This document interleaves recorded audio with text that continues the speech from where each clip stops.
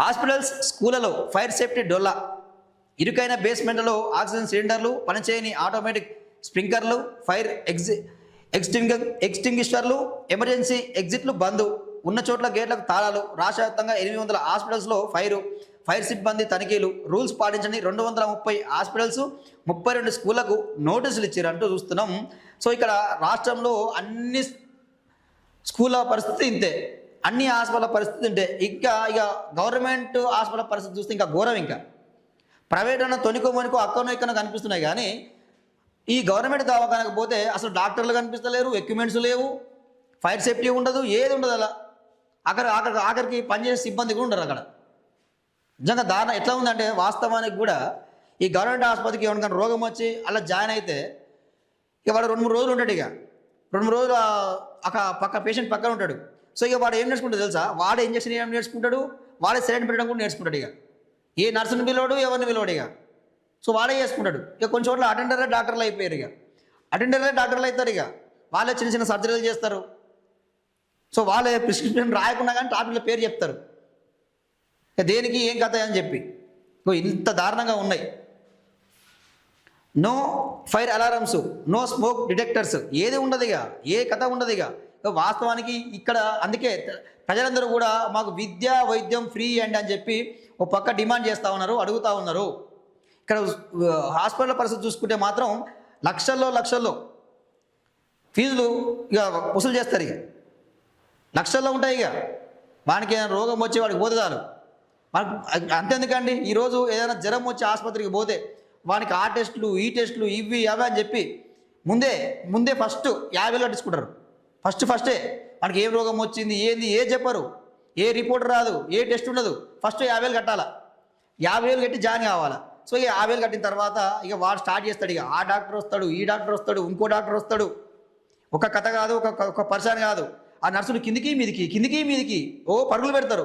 ఏమైందమ్మా అని అడిగితే ఆగు సీరియస్ ఉన్నది ఆగని చెప్పి భయపెడతారు. అంటే ఇది ఒక డ్రామా క్రియేట్ చేస్తారు. పేషెంట్ వీడు భయపడతాడు. ఇక అమ్మో ఏమైందో ఏందో అని చెప్పి ఈయన భయం కాదు, అంటే ఏం జరిగింది తెలియదు కదా. ఎందుకంటే మన దగ్గర డాక్టర్లే దేవుళ్ళు అని చెప్పి నమ్ముతాం కదా. సో వాళ్ళే ఫ్రాడ్ చేస్తారు. ఇక సో లేని రోగా అని చెప్తారు. ఇక వీళ్ళు భయపెడతారు. ఇక భయపెట్టి ఆపరేషన్ ఇమీడియట్లీ ఆపరేషన్ కావాలి, లేకపోతే ఆయన బతకడు, చచ్చిపోతాడని చెప్తారు. ఇక సో ఇక వీళ్ళకి భయం పట్టుకుంటుంది. ఇక సారు నా దగ్గర ఆడి అవసరం బంగారం అమ్ముకోవడమా, ఊరేదైనా భూమి అంటే తాకడి పెట్టడమా, లేకపోతే 5 రూపాయలకు 3 రూపాయలు కూడా మితికిస్తే వాళ్ళని కాళ్ళు ఇళ్ళ పట్టుకొని తెచ్చుకొని ఆసుపత్రికి పోయి చూపించుకోవాలి. సో వాస్తవానికి కూడా ఈరోజు ఎవరైనా గవర్నమెంట్ హాస్పిటల్ పోవడానికి ఇష్టపడుతురా అండి? పేదవాడైనా సరే, ఉన్నవాడైనా సరే. ఉన్నవాడి విషయం వదిలిపెడదాం. ఈ పేదవాడు మైతడు ఉన్నవాడు ఏంటంటే యశోదకు పోతాడు, ఇంకోటికి పోతాడు, అపోలో పోతాడు, ఆ కాంటినెంట్లో పోతాడు, వాడు చూపించుకుంటాడు. ఇంకా లేదంటే విదేశాలకు పోతాడు. కానీ ఇక్కడ ఉన్న పేదవాని పరిస్థితి ఏంది, మధ్యతరగతి వారి పరిస్థితి ఏంది? మనకి రోగం వస్తే చావే దిక్కైతా ఉన్నది. అంత దారుణమైనది ఉంది. ఈరోజు 90% ప్రజలు గవర్నమెంట్ దవాఖాన పోవాలంటే భయపడతా ఉన్నారు, జంకుతా ఉన్నారు, వణుకుతా ఉన్నారు. ఇది వాస్తవం కదా? సీఎం రేవంత్ రెడ్డి గారు ఇది వాస్తవం కాదా? దీని గురించి మీరు ఇది చాలా చాలా ఇంపార్టెంట్ అయిన విషయం. ఇది చాలా దారుణం జరుగుతూ ఉంది ఈరోజు. అది ఇదే ప్రైవేట్ హాస్పిటల్స్.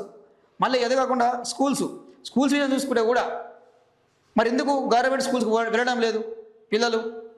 తల్లిదండ్రులు ఎందుకు పంపిస్తలేరు? ప్రైవేట్ స్కూళ్ళకి ఎందుకు పంపిస్తూ ఉన్నారు?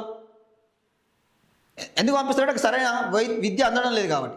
గవర్నమెంట్ స్కూల్లో సరైన విద్య అందడం లేదు కాబట్టి వాళ్ళు పంపిస్తలేరు. ఇది జరుగుతుంది అసలు విషయం. కానీ వీళ్ళు ఏం చెప్తారు? వీళ్ళే మన పర్మిషన్లు ఇస్తారు. హాస్పిటల్కి పర్మిషన్లు ఇచ్చేది, ఈ ప్రైవేట్ స్కూళ్ళకి పర్మిషన్లు ఇచ్చేది ఎవరా అంటే మళ్ళీ ఆఫీసర్లు వెనుక ఉన్నది ఎవరా అంటే రాజకీయ నాయకులు. చేసేదంతా మళ్ళీ వీళ్ళే, పైకి మాత్రం శుద్ధపూస మాటలు చెప్తారు. ఇక సో ఇది పరిస్థితి తెలంగాణ రాష్ట్రంలోని ప్రభుత్వ ప్రైవేట్ హాస్పిటల్లో, స్కూళ్ళలో ఫైర్ సేఫ్టీ డొల్లతనం బయటపడింది. అగ్ని ప్రమాదాలు జరిగితే గుర్తించే వ్యవస్థతో పాటు ప్రమాదాల నివారణకు అవసరమైన పరికరాలు కూడా అందుబాటులో లేవు. ఆపత్కాలంలో ప్రాణాలు కాపాడుకునేందుకు ఎమర్జెన్సీ ఎగ్జిట్స్ లేవని, సిబ్బంది సైతం అందుబాటులో లేరని ఫైర్ డిపార్ట్మెంట్ తనిఖీల్లో వెలుగు చూసింది. ఫైర్ సేఫ్టీ నిబంధనలు పాటించకుండా పేషెంట్లు, విద్యార్థుల ప్రాణాలతో యాజమాన్యాలు చెలగాటం ఆడుతున్నట్లు అగ్నిమాపక అధికారులు గుర్తించారట. సో ఇప్పుడు తెలివచ్చిందేమి. ఇక ప్రతిసారి జరిగేది ఇదే కదా, ఉన్నది ఇదే కదా. మరి చర్యలు తీసుకోవాలి. ఈ నోటీసులు ఏంది ఇచ్చేది?